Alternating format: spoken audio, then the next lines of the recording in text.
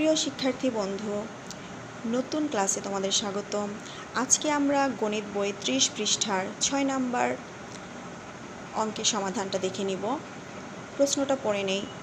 Lima 261 পৃষ্ঠা, 275 পৃষ্ঠা এবং 350 পৃষ্ঠার 3টি গল্পের বই এক মাসে পড়েছে। সে ওই মাসে কত পৃষ্ঠা গল্পের বই পড়েছে? এখানে আমাদের এই অঙ্কটাকে যোগ করতে হবে।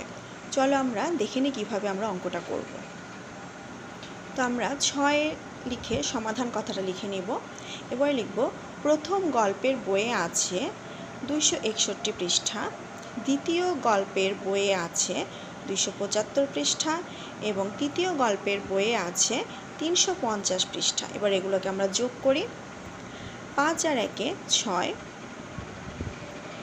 পরে 6 আর 7 যোগ করলে হয় 13, 13-র সাথে 5 যোগ করলে হবে 18, 18-র 8 লিখব, হাতে আছে আমাদের 1, 2 আর 2 4, 4 আর 3 7, হাতে আছে 1, 7 আর 1 8, অর্থাৎ 886 পৃষ্ঠা।